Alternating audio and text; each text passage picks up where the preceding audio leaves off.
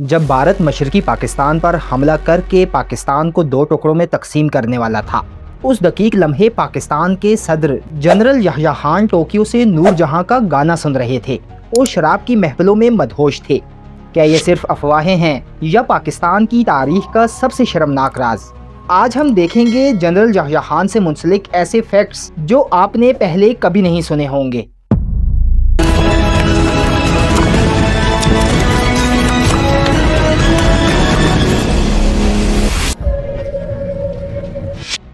Beyond Ehtesham کے معزز ناظرین، السلام علیکم۔ ناظرین، 3 دسمبر 1971 کو بھارت نے مشرقی پاکستان پر حملہ کیا تو جنرل یحییٰ خان کو پریزیڈنٹ ہاؤس میں اپنے پرانے دوست ریٹائرڈ بریگیڈیئر گل معاذ ملنے پہنچے، یہ معلوم کرنے کے لیے کہ جنرل صاحب نے بھارت کے حملے کو کاؤنٹر کرنے کے لیے کیا پلان رکھا ہے۔ میٹنگ کے دوران جنرل یحییٰ کا ٹیلی فون بج اٹھا۔ یحییٰ نے ریسیور اٹھایا اور ایک بچے کی طرح کھلکھلا اٹھے جسے ابھی اپنے خوابوں کا کھلونا ملا ہو۔ انہوں نے کہا، سنو گل، یہ نوری ہے، ٹوکیو جاپان سے کال کر رہی ہے۔ دوستوں، شجاع نواز ڈان نیوز پیپر میں اس بارے میں لکھتے ہیں کہ اس کے بعد صدر پاکستان جنرل یحییٰ خان نے ملکہ ترنم نور جہاں سے درخواست کی کہ وہ انہیں ان کی پسند کا گانا گا کر سنائیں، اور میڈم نور جہاں نے ٹوکیو سے فون پر یحییٰ خان کو شاید گانا سنایا۔ عائشہ جلال دی اسٹرگل فور پاکستان میں لکھتی ہیں کہ آغا یحییٰ خان ایرانی نسل کے غزل باز شیعہ تھے۔ اس کی راتوں کے قصے پوری قوم جانتی تھی کہ کیسے ایک خاتون اقلیم اختر المعروف جنرل رانی کو پورے ایلٹ گوسپ سرکٹ میں ایک خصوصی مقام ملا ہوا ہے۔ حسن عباس اپنی کتاب پاکستانز ڈرفٹ انٹو ایکسٹریمزم میں لکھتے ہیں کہ 14 دسمبر 1971 کو جب مشرقی پاکستان میں جنرل امیر عبداللہ خان نیازی بھارت کے جنرل جگجیت سنگھ اروڑہ کو خط لکھ رہے تھے کہ وہ ان کے آگے ہتھیار ڈالنے کے لیے تیار ہیں، تو اسی رات مغربی پاکستان میں صدر یحییٰ پشاور میں اپنے نئے تعمیر ہونے والے گھر کی پارٹی دے رہے تھے۔ اس پارٹی میں ان کی نئی دوست میڈم شمیم المعروف بلیک پرل بھی موجود تھیں۔ بلیک پرل کا تعلق بنگلہ دیش سے تھا اور اس کو انہوں نے کچھ دن پہلے ہی آسٹریا میں پاکستانی ایمبیسیڈر کی حیثیت سے سلیکٹ کیا تھا۔ پارٹی میں جیسے جیسے ڈرنک چلتا گیا، پارٹی ویسے ہی آپے سے باہر ہوتی گئی۔ پارٹی کے کلائمیکس پر سب مدہوش اور کپڑوں سے بالا تر تھے، سوائے صدر صاحب کے سیکریٹری میجر جنرل اسحاق کے۔ اس موقع پر بلیک پرل نے اپنے گھر جانے کی خواہش کا اظہار کیا تو صدر صاحب نے ذاتی حیثیت میں گھر پہنچانے کی اپنی خواہش کا اظہار کر دیا۔ حسن عباس مزید لکھتے ہیں کہ اس موقع پر جنرل اسحاق پاکستان تو ٹوٹنے سے نہ بچا سکے، مگر انہوں نے صدر پاکستان کو واپس ان کی پینٹ میں کامیابی سے ڈال دیا۔ ارشد سمیع خان، جو کہ یحییٰ خان کے علاوہ پاکستان کے 2 پریزیڈنٹس کے ADC بھی رہے، اپنی کتاب 3 Presidents and an Aide میں لکھتے ہیں کہ ایک دفعہ رات کے 12 بجے انہیں یحییٰ خان نے بلایا اور کہا، جاؤ بیٹا، نوری کا نیا گانا میری چیچی دا چھلا کی کیسٹ لے آؤ۔ ADC پریزیڈنٹ کی گاڑی لے کر مارکیٹ جا پہنچا، مگر اس ٹائم مارکیٹ بند پائی تو وہ سیدھا کیسٹوں کی دکان کے مالک کے گھر پہنچے اور اسے کہا کہ مجھے نور جہاں کے نئے ریلیز ہونے والے گانے کی کیسٹ چاہیے۔ مالک نے کہا، کل صبح دکان کھلے گی اور آپ کو کیسٹ مل جائے گی۔ ارشد سمیع خان، جو کہ معروف گلوکار عدنان سمیع خان کے والد بھی ہیں، انہوں نے دکان کے مالک سے اصرار کیا کہ مہربانی کر کے مجھے یہ کیسٹ ابھی دیں، میری کسی سے شرط لگی ہے، میں آپ کو اس کی منہ مانگی قیمت دوں گا۔ دکاندار نے ارشد کو کوئی بگڑا ہوا نوابزادہ سمجھا اور کیسٹوں کی دکان پر چل پڑا۔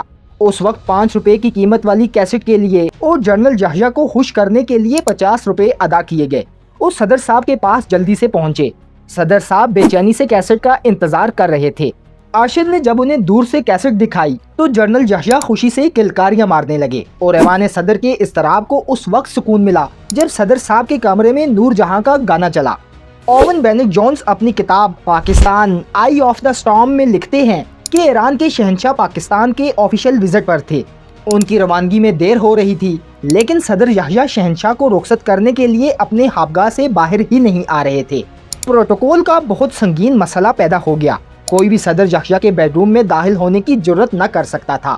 بالآخر صدر کے ملٹری سیکریٹری جنرل اسحاق نے یحییٰ خان کی ایک اور منظور نظر لیڈی بیگم اقلیم اختر المعروف جنرل رانی سے خوابگاہ کے اندر جانے اور صدر صاحب کو باہر لانے کی درخواست کی۔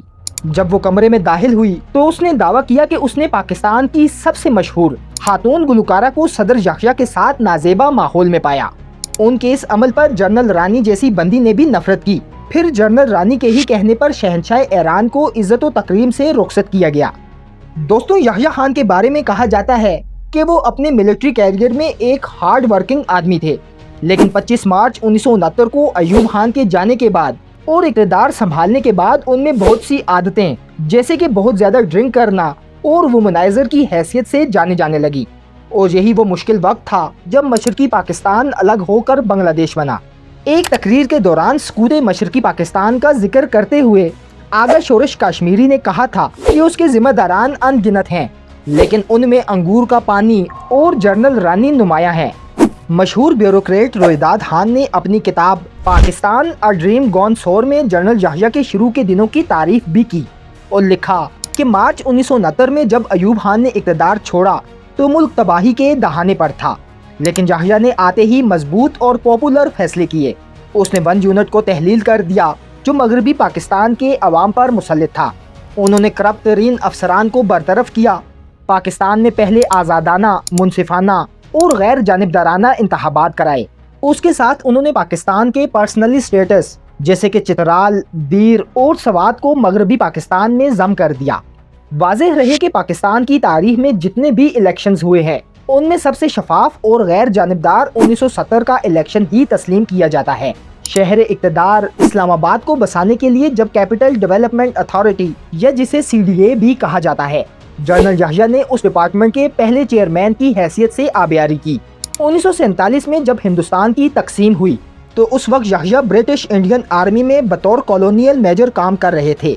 उस हवाले से शुजा नवाज अपनी किताब क्रॉस्ड स्वॉर्ड में उनके बारे में एक दिलचस्प वाकया लिखते हैं। इंडियन जर्नल मेजर्स उस वक्त के मेजर आगा मोहम्मद याह्या का हवाला देते हैं कि पार्टीशन की वजह से इंडियन और पाकिस्तानी फौजों में क्वेटा के स्टाफ कॉलेज में ब्रेकअप पार्टी हो रही थी। याह्या ने स्टाफ कॉलेज के chief instructor colonel SD Verma से कहा, सर हम क्या मना रहे हैं, ये यौम सोग होना चाहिए। एक मुत्तहिद मुल्क के तौर पर हम एक मजबूत और ताकतवर कौम बन सकते थे, अब हम आपस में लड़ेंगे। शुजा नवाज आगे लिखते हैं कि पेशगोई के अल्फाज दर हकीकत एक ऐसे शख्स के थे जिसने बाद में दिसंबर 1971 में हिंदुस्तान के हाथों शिकस्त के बाद आज़ाद पाकिस्तान के टूटने की सदारत की। 3 दिसंबर 1971 को जब मगरबी पाकिस्तान से फैसला हुआ कि भारत की मशरकी पाकिस्तान में मुदाखलत का जवाब मगरबी पाकिस्तान से भारत पर पाकिस्तान एयरफोर्स के जरिए हमले से दिया जाएगा, तो उसी दिन general Yahya Khan president house से अपनी जीप पर बैठकर निकले ताकि वो पाकिस्तान एयरफोर्स के उन जहाज़ों को खुद एयरपोर्ट से भारत पर हमले के लिए रवाना करें। सदर हाउस से जैसे ही उनकी जीप स्टार्ट हुई तो एक बड़ा सा गिद्ध आकर उनकी जीप के सामने बैठ गया। गिद्ध को पहले दुत्कारा गया मगर वो ना हिला। फिर याह्या खान खुद जीप से उतरे और गिद्ध को अपनी फौजी स्टिक से मारने लगे, मगर फिर भी गिद्ध जूं का तूं बैठा रहा। उतने में वहाँ पे काम करता माली बागता आया और उसने अपने बेलचे से गिद्ध को भगाया। जनरल याह्या के ADC अरशद समी खान लिखते हैं कि ये ऐसे ही था जैसे ऊपर वाला हमें इशारा दे रहा हो कि उस जंग पर जाना ठीक नहीं। मशहूर अमेरिकी foreign secretary of state Henry Kissinger Pakistan की तौसत से जब सबसे पहले 1971 में चीन का खुफिया दौरा कर रहे थे तो उस रात याह्या खान ने उनके ऑनर में डिनर दिया। उस बारे में हेनरी किसिंजर अपनी किताब द व्हाइट हाउस ईयर्स में बयान करते हैं, बीजिंग के लिए रवाना होने से एक रात पहले मेरे लिए दिए गए एक डिनर में मुझे याह्या को सुनने और उसे कोसने का मौका मिला। उस रात याह्या कहते फिर रहे थे कि हर कोई मुझे डिक्टेटर कहता है। याह्या ने सेनेट हस्ट मिलिट्री एकेडमी के अंदाज में नकल करते हुए कहा, क्या मैं एक डिक्टेटर हूँ? उसने बारी बारी हर अमरीकी और पाकिस्तानी मेहमान से पूछा। हर एक ने मुख्तलिफ दर्जात के एहलास के साथ जवाब दिया कि यकीनन याह्या कोई डिक्टेटर नहीं है। किसिंजर लिखते हैं कि जब याह्या मेरे पास आया तो मैंने कहा, मैं नहीं जानता सदर साहब, सवाए इसके कि एक डिक्टेटर के लिए आप घटिया इलेक्शन लड़ते हैं। नाज़रीन, दिलचस्पी की बात यह भी है कि जब याह्या खान ने 1969 में अयूब खान के बाद इक़्तिदार संभाला तो वो पब्लिक में उतने बुरे भी नहीं थे जैसे बांग्लादेश के क़याम के बाद तस्वुर किए जाते हैं। उन्होंने इक़्तिदार में आते ही एक लीगल फ्रेमवर्क ऑर्डिनेंस निकाला जिसकी रूह से उन्होंने आने वाले इलेक्शन के बाद बनने वाले मुल्क के आइन को इस्लामी जमहूरी पाकिस्तान में डालने पर जोर दिया। उस पर जमात इस्लामी के मौलाना मौदूदी ने जनरल याह्या से मीटिंग की। हसन अब्बास लिखते हैं कि उस मीटिंग के बाद मौलाना मौदूदी ने जनरल याह्या को चैंपियन ऑफ इस्लाम करार दिया। दोस्तों, क्या तारीख ने जनरल याह्या खान के साथ इंसाफ किया या उन पर तमाम जिम्मेदारी डालकर बाकी किरदारों को नज़रअंदाज कर दिया गया? आप क्या सोचते हैं? कमेंट बॉक्स में अपनी राय से ज़रूर आगाह कीजिएगा। उम्मीद है आपको हमारी आज की ये एपिसोड पसंद आई होगी। वीडियो पसंद आने की सूरत में वीडियो को लाइक और चैनल को सब्सक्राइब लाजमी करें और बेल आइकन भी दबा दीजिएगा ताकि हमारी हर आने वाली नई वीडियो आप तक बर वक्त पहुँच सके। मिलते हैं इंशाल्लाह अगली एपिसोड में। अल्लाह हाफिज़, फ़ी अमान अल्लाह। पाकिस्तान जिंदाबाद।